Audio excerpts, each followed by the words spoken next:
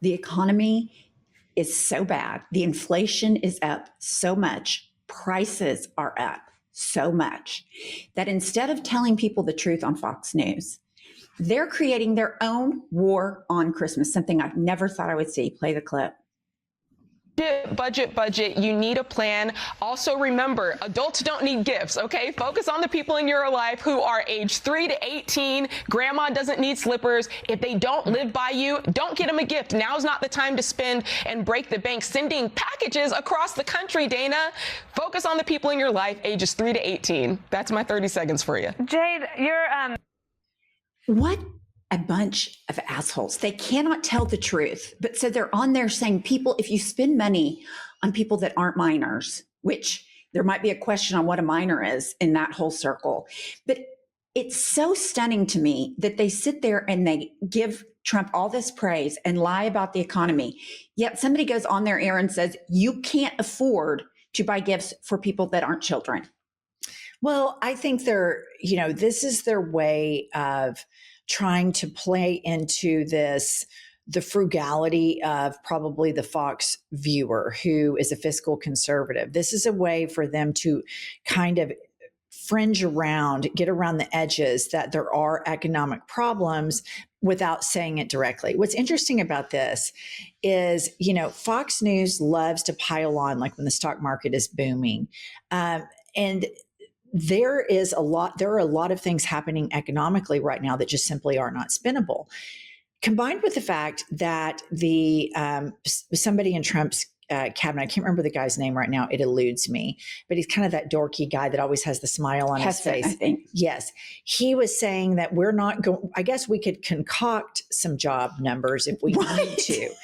And of course, Fox News doesn't play any of that. And the economic issues, the stock market right now is starting to show this, but what's about to happen is going to be massive. And it is this AI bubble and it's going to pop. And I am no economist, but I've been reading into this. And if you remember back in '08, the mortgage crisis, this is ripe. And they say it could potentially be even worse than that one, because for like since Trump was sworn in, you have these billionaires that have really benefited from the favors that he's played. And they have been trading like $1 trillion at the top of the stock market, keeping it where it is. And it can't sustain for that long. So it's about to pop. People at Fox know this, yes. Just like people at Fox knew that the vaccine worked and that COVID was real.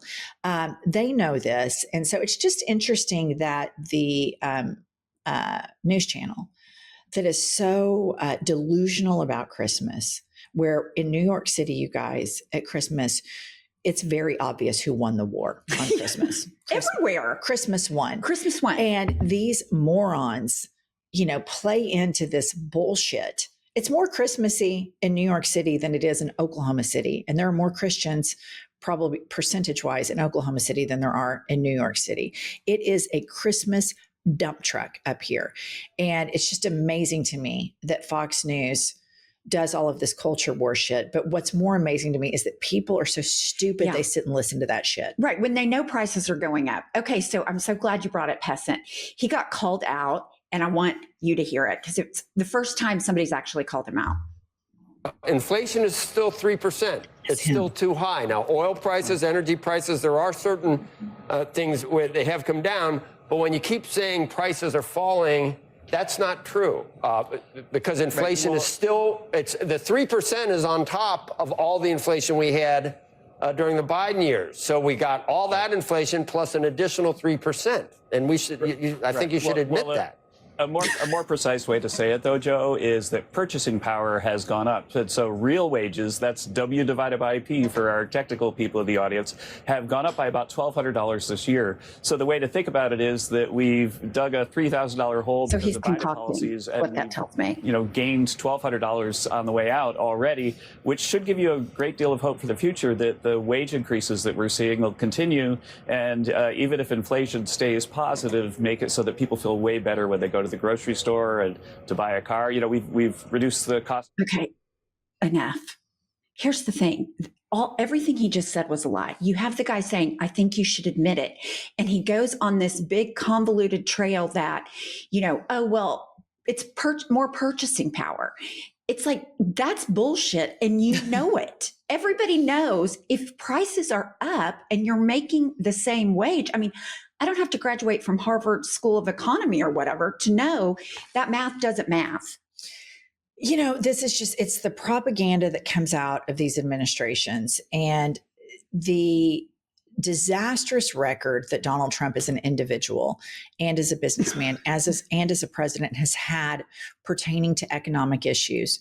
He's really undefeated in fucking everything he touches up. Yeah. Everything, whether it's his trust fund, his casinos, his stakes, all of these things. And right now, this administration is involved in shakedowns. He is shaking everyone down, whether it be universities in a humiliation exercise, whether it be executives, and all of these people that have bent the knee to him. Their names are going to remain. And I'm specifically laser focused on the people who are donating to the ballroom because they have been told that their name can be etched in the ballroom.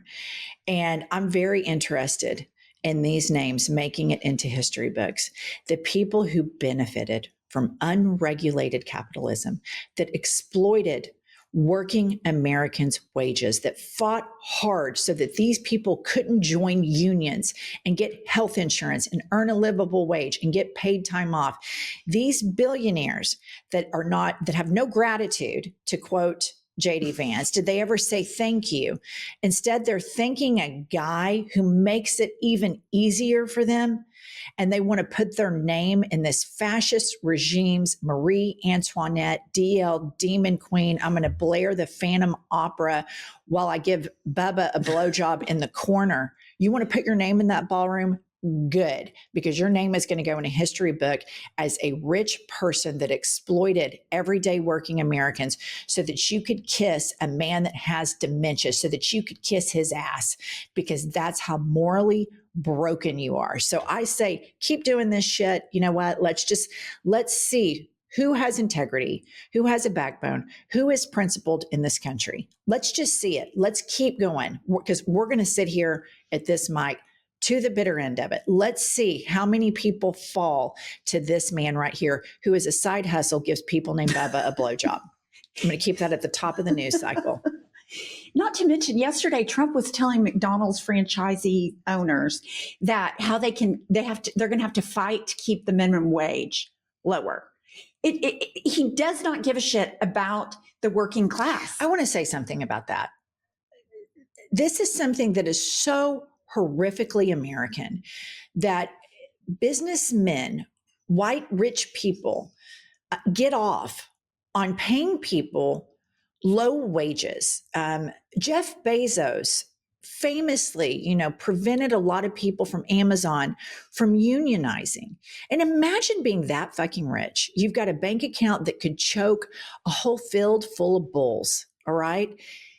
Wouldn't you want your mark on your company to be that I actually paid my employees a livable wage? They were able to get raises and I was still rich as shit. But no, the Waltons, the Bezos, the Elon Musk, these people get rewarded. The shittier they treat people, the more the system rewards them. And that is something that is uniquely American. And it is something that led us to this fascist moment. And it is disgusting the way people exploit working class people in this country and how it's celebrated. That a president of the United States would tell McDonald's franchisees to fight raising the minimum wage so that they can make a little bit more, which brings me to that In-N-Out burger chick, which I'm still madder than hell about. Yeah.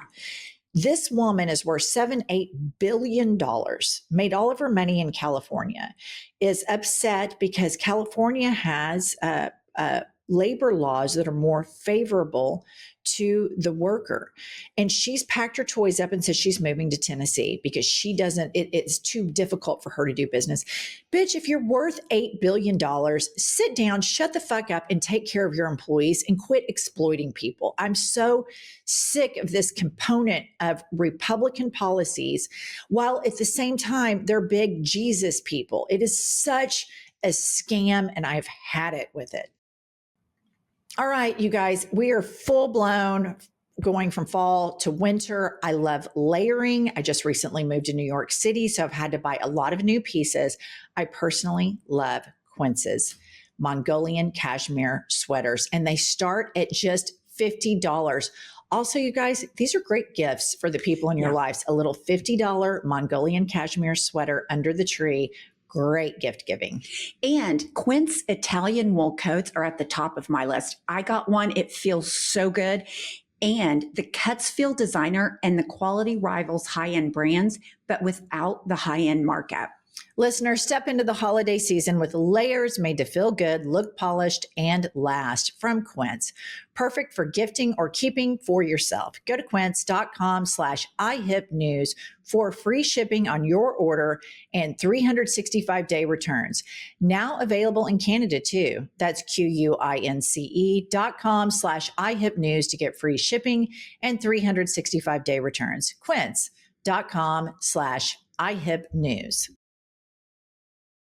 Well, not to mention they demonize poor people. They demonize people that make $7.25 an hour and call them lazy and want to remove SNAP benefits and healthcare options because the business owners will not pay them a livable wage, which brings me to the last video of Dr. Oz saying, if you want lower health insurance, as 20 million Americans will no longer be able to afford health insurance because of the Republicans, just be healthy. Obesity by itself, Peter, drives probably a quarter of all healthcare expenses. So if you really want to drop the cost of healthcare in America, get healthier. By the way, your green room, this is non-Maha, all these snacks. This is all they have back there. Oh, no. This and water. But does he say it is more expensive to buy fruits and vegetables than junk? The provisions of SNAP do not allow someone to buy the healthiest, most organic, top of the food chain vegetables and fruits.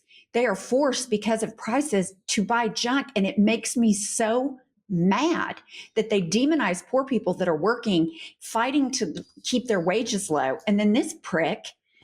Well, here's the thing about Dr. Oz. All of these people in the Trump administration are going to find out sooner than later. Dr. Oz is a Muslim. And he is operating in an administration that is a big tent of bigotry, a big tent of anti-Semitism, a big tent of Islamophobia, a big tent of misogyny, a big tent of just straight up racism towards Black people. I mean, pre-1960s style racism towards Black people. The anti-immigrant bigotry is abhorrent and completely parallel and reminiscent with Nazi Germany, period. Don't ask me, ask J.D. Vance. He's the one that compared Kanks to Hitler, spotted it initially. But all of these people are going to find out very quickly, you're not safe. You're not the special Muslim. Scott Bessent, you're not the magic homosexual. Pam Bondi, you're not the special female. All of you are in the sights of the Heritage Foundation. Mm-hmm. And the Heritage Foundation just proved they don't give a fuck about anti-Semitism or Jewish people. They proved it. They came out, this Heritage Foundation long predates Donald Trump with this agenda. They just are using him to go put their WASP, white supremacist, ruled by white Christian man government in place. So all of these players in here right now are playing stupid games and they're going to win stupid prizes. If you think you can join a party based on anti-science and you're a doctor, you're a dipshit. But if also you think you can join a party that is based on bigotry and you are a Muslim and at some point they're not going to turn the knives at you, you're a bigger dipshit than is ever imaginable. The big tent of MAGA is the big tent of racists, and the far right Jewish groups are finding out right now how transactional they were to the electorate. And all of these other, Latinos for Trump have already found out. And this guy's shedding support left and right. But I think it's incredibly important in the autopsy of all of this that we take a look at the the way we treat human rights and the way we try to prioritize certain human rights over other human rights. And the voices that rise up from the Democratic Party, that's why I'm not buying any of Marjorie Taylor Greene's rebranding to her, because she's cherry picking which human rights she wants to care about. When you hear the Zoran Mamdanis speak and they don't take corporate PAC money and they speak about bigotry and they connect all of those forms of bigotry on the same playing field, you're talking about a serious person that understands the problem.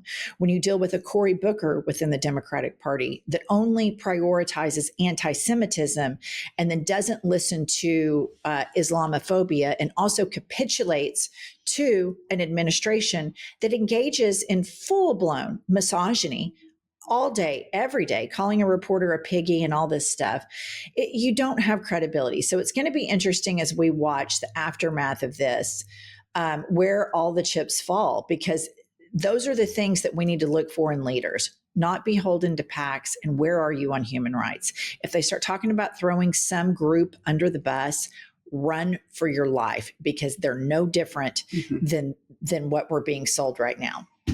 All right. Please like this video, subscribe to our channel, get a book. It's the best book in the world. Stocking stuffer. It's a stocking stuffer. Everybody says so. It's also available in audiobook. All right. We'll be back later with more news.